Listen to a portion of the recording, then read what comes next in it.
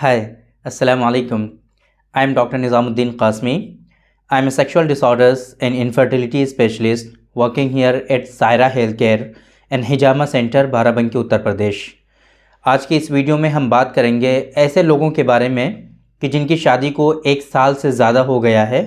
वो 1 साल से ज़्यादा का जो ड्यूरेशन है, इसमें उन लोगों ने बेबी प्लान किया, अनप्रोटेक्टेड सेक्सुअल इंटरकोर्स परफॉर्म किया, लगातार ऐसा किया और 1 साल कंप्लीट हो जाने के बाद भी, 1 साल से ज़्यादा का टाइम हो जाने के बाद भी उनकी वाइफ कंसीव नहीं हुई, उनके यहाँ प्रेगनेंसी नहीं हुई। तो ऐसे लोगों को क्या करना चाहिए?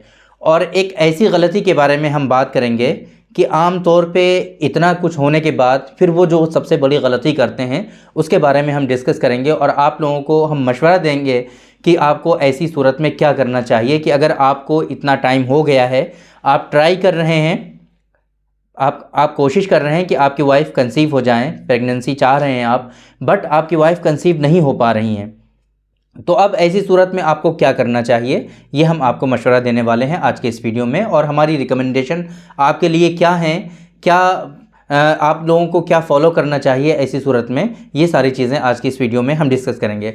तो सबसे पहले, अगर आपकी शादी को 1 साल से ज़्यादा हो गया है, इस बीच आप लोगों ने प्लान किया था बेबी के लिए, बच्चा आप लोग चाहते हैं, लेकिन आपकी वाइफ कंसीव नहीं हो रही हैं, तो ऐसी सूरत में आपको क्या करना चाहिए, सबसे पहले हम बात करते हैं इस बारे में। तो ऐसी सूरत में आप लोगों को कुछ बेसिक्स से इन्वेस्टिगेशन होते हैं, दोनों ही पार्टनर से रिलेटेड, वो आपको ज़रूर करा लेने चाहिए। ख़ुद से ही आप करा सकते हैं, इसमें कोई ज़्यादा परेशान होने वाली बात नहीं है। तो अगर आपको ऐसी कंडीशन है, इस कंडीशन में आप मुब्तला हैं कि 1 साल से ज़ायद हो चुका है और आपकी वाइफ कंसीव नहीं हुई है, तो आपको सबसे पहले जो एक टेस्ट कराना चाहिए मेल पार्टनर को, वो है सीमेन एनालिसिस। सीमेन एनालिसिस आपको ज़रूर कराना चाहिए। और इसी तरीके से एक जो है लोअर एब्डोमेन का स्कैन जो है यूएसजी, अपनी वाइफ का आपको ज़रूर करा लेना चाहिए। ये 2 चीज़ें बहुत बेसिक सी चीज़ हैं, ये आपको करानी ही चाहिए। और आजकल इतना ज़्यादा सारी चीज़ें एडवांस हो चुकी हैं, आप लोगों को इसके बारे में पता भी होता है कि अगर नॉर्मल रेंज इनकी क्या हैं, क्या चीज़ें एनॉर्मली क्या है ना, और एबनॉर्मलिटीज़ क्या क्या डिटेक्ट हो रही हैं वहाँ पर, ये सारी चीज़ें आप लोग जानते हो। उसके अकॉर्डिंग आप फिर डिसाइड कर सकते हो, डिसीज़न ले सकते हो कि हमें किससे मिलना चाहिए और कहाँ पर इसका ट्रीटमेंट हमें सक्सेसफुल मिलेगा। एक बात तो हो गई है, एक तरीक़ा हो गया ये। दूसरा तरीक़ा आप क्या कर सकते हैं कि आप एक अच्छे डॉक्टर से कंसल्ट कर सकते हैं। आपके नियरेस्ट जो भी स्पेशलाइज्ड हैं इनफर्टिलिटी के लिए, आप वहाँ पर विज़िट करके आप उनसे मशवरा कर सकते हैं, उनको अपनी परेशानी बता सकते हैं। तो वो आपकी हिस्ट्री के अकॉर्डिंग, ये तो 2 बेसिक इन्वेस्टिगेशन हमने आपको बता दिए थे कि ये आपको करा लेने चाहिए। लेकिन अगर आप ये चाहते हैं कि हम प्रोफेशनल के पास जा करके विज़िट करके फिर हम उसका प्रॉपर इन्वेस्टिगेशन कराएंगे, तो ये ज़्यादा मुनासिब है आपके लिए। ये आप ऐसा कराएं, आप विज़िट करें, आप अपने नियरेस्ट जो इनफर्टिलिटी सेंटर है वहाँ पे विज़िट करके इन्वेस्टिगेशन अपनी सारी डन कराएं। आपकी वहाँ पे जाने से बेनिफिट आपको ये मिलेगा कि आपकी जो हिस्ट्री है, आपके जो सिम्टम्स हैं, उसके अकॉर्डिंग जिन इन्वेस्टिगेशन की नीड होगी वो आपकी कराई जाएंगी और एनॉमली के अकॉर्डिंग जो ट्रीटमेंट पॉसिबल होगा वो आपको सजेस्ट कर दिया जाएगा। ट्रीटमेंट का जो पार्ट है, इसके लिए हम आपको मशवरा देंगे। आमतौर पे जो सेक्सुअल डिसऑर्डर्स या फिर जो इनफर्टिलिटी जो पाई जाती हैं, मेल पार्टनर में हो या फीमेल पार्टनर में हो, इनका जो ट्रीटमेंट का जो अप्रोच है यूनानी सिस्टम ऑफ मेडिसिन का, वो वाकई बहुत अच्छा है और यहाँ पे सक्सेस के चांसेस ज़्यादा हैं। कुछ डिजीज़ में हमने ये दावा ऑलरेडी कर रखा है कि उसका सिर्फ़ और सिर्फ जो अच्छा ट्रीटमेंट है वो यूनानी सिस्टम ऑफ मेडिसिन में है, इसके अलावा किसी और पैथी में है ही नहीं। और इस दावे को लेकर के बहुत सारे हमारे अपने जो डॉक्टर्स हैं यूनानी सिस्टम ऑफ मेडिसिन के, उन लोगों को भी एतराज़ होता है कि आप ये कैसे क्लेम करते हैं कि सिर्फ़ और सिर्फ यूनानी सिस्टम ऑफ मेडिसिन में है, दूसरी पैथी में नहीं है। तो वो इस चीज़ पे एतराज़ करते हैं कि यूनानी सिस्टम ऑफ मेडिसिन में इतना अच्छा ट्रीटमेंट कैसे अवेलेबल है, इस चीज़ पे भी एतराज़ करते हैं। हालांकि ये कोई नई चीज़ है ही नहीं। हमारे यूनानी फिजिशियन जो हैं, यूनानी जो हकीम हैं, उन लोगों के लिए ये डिजीज़ कोई न्यू डिजीज़ तो है ही नहीं। हमारे यहाँ क़िल्लत मनी का जो कॉन्सेप्ट है वो बहुत ही ओल्ड है, बहुत ही ओल्ड लिटरेचर्स जो हैं यूनानी सिस्टम ऑफ मेडिसिन के, उनमें ये चीज़ें मेंशन हैं ऑलरेडी। और इसको जो है हम अब न्यू जो टर्म इसके लिए आई है, जो पहले हम लोग क़िल्लत मनी और इस तरह की जो टर्म हमारे लिटरेचर्स में मेंशन हैं ऑलरेडी, उसके लिए जो न्यू टर्म जो अभी यूज़ की जाती हैं मॉडर्न पैथी में, वो ओलिगोस्पर्मिया यूज़ करते हैं, है ना। या फिर इसी तरीके से हमारे यहाँ जो दूसरी टर्म इसके लिए एज़ोस्पर्मिया के लिए यूज़ करते हैं, वो दूसरी है, वो उर्दू में है, और यहाँ पर मॉडर्न में इसको जो है हमने इसको एज़ोस्पर्मिया कर दिया। तो ये जाहिर सी बात है, ऐसी चीज़ है ही नहीं जो बिल्कुल न्यू है, ऐसी कोई चीज़ नहीं है जो अभी से बिल्कुल आ गई है, पहले से ये थी ही नहीं। हमने ये कई सारी वीडियोस में डिस्कस किया हुआ है ऑलरेडी, ये कि जो ये डिजीज़ेज़ हैं ये कोई न्यू डिजीज़ नहीं है, न्यू बॉर्न डिजीज़ नहीं है, ये इनका जो है बहुत पहले से वजूद है। यहाँ तक कि यूनानी सिस्टम ऑफ मेडिसिन के जो लिटरेचर्स हैं उनमें ऑलरेडी इन डिज़ीज़ के लाइन ऑफ ट्रीटमेंट मेंशन है, इन डिज़ीज़ के कॉजेज़ मेंशन है, इन डिज़ीज़ को कैसे कैसे आप ट्रीट कर सकते हैं, ये ट्रीटमेंट पूरा मौजूद है वहाँ पर। ग़िज़ा से आप इसको ट्रीट कर सकते हैं, दवा से आप इसको ट्रीट कर सकते हैं।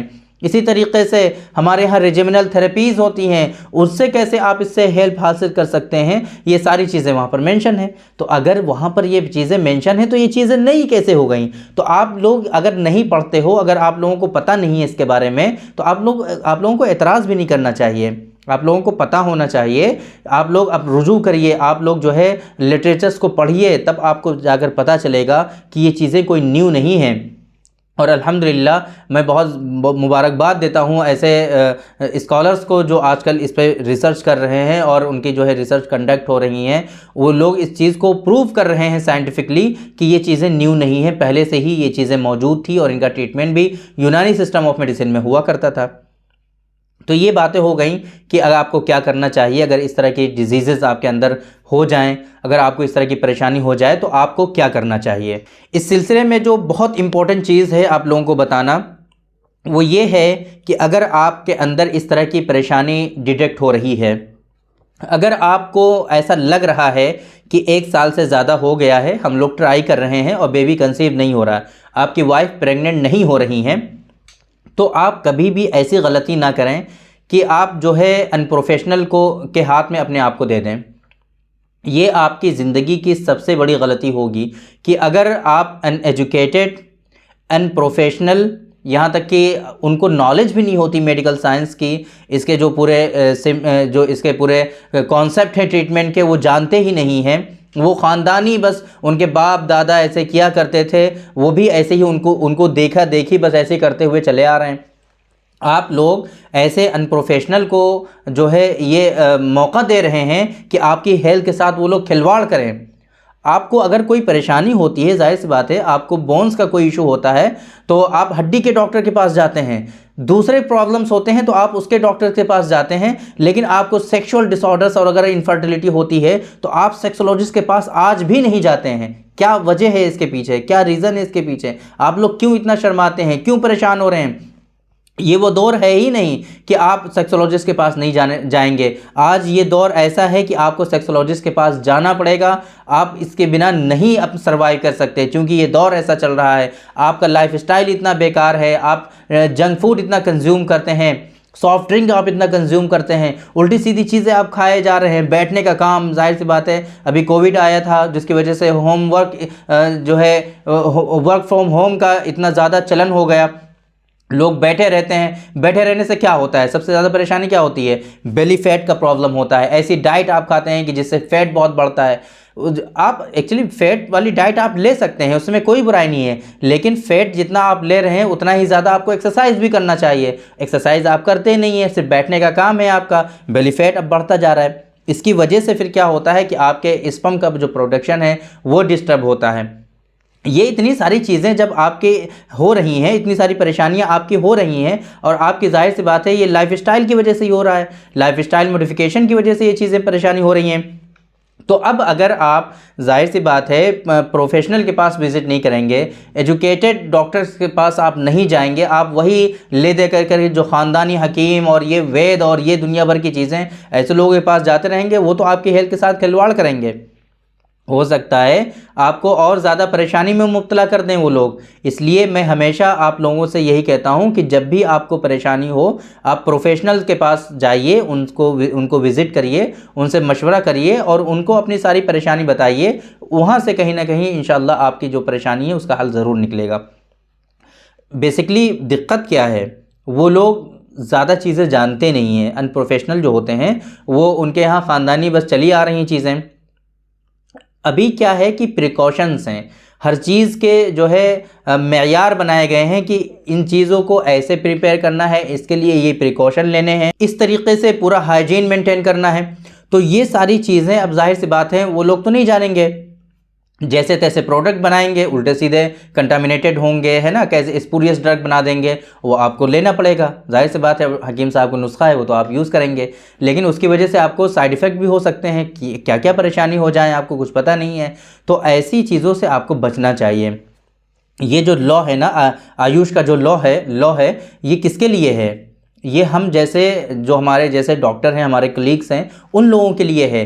क्योंकि हम लोग जाहिर सी बात है इसका हम लोग स्टडी कर रहे होते हैं तो वहाँ पे इसका जो है पूरा एक तरह से प्रैक्टिकल होता है। वहाँ पर मेडिसिन बनाई जाती हैं, उनकी प्रिपरेशन होती है, कैसे हाइजीन को मेंटेन करना है, क्या क्या प्रिकॉशंस लेने हैं, कितने टेम्परेचर पर इस माजून को पकाना है, कैसे कितना बारीक पाउडर बनाना है, कितने नंबर की छलनी से इसको छानना है, ये सारी चीज़ें वहाँ पर बताई जाती हैं। अब ये जो ख़ानदानी हकीम है ये सारी चीज़ें वो तो जानते नहीं हैं, तो वो आपकी सेहत के साथ खिलवाड़ करेंगे वो लोग, है ना। तो आप लोगों को इस चीज़ से बचना चाहिए। मेरी रिकमेंडेशन आप लोगों के लिए यही रहेगी कि अगर आपको इस तरह की परेशानी हो रही है, इनफर्टिलिटी हो रही है आपको, या फिर सेक्सुअल डिसऑर्डर्स हो रहे हैं, तो आप जो है टॉप सेक्सोलॉजिस्ट डॉक्टर्स के पास कंसल्ट करिए, उनके पास जाइए, उनको मशवरा करिए, उनको विज़िट करिए, अपने सिम्टम्स बताइए, अपनी परेशानी बताइए, और वहाँ से इंशाल्लाह आपको प्रॉपर इन्वेस्टिगेशन कराने के बाद अच्छे रिजल्ट्स मिलेंगे।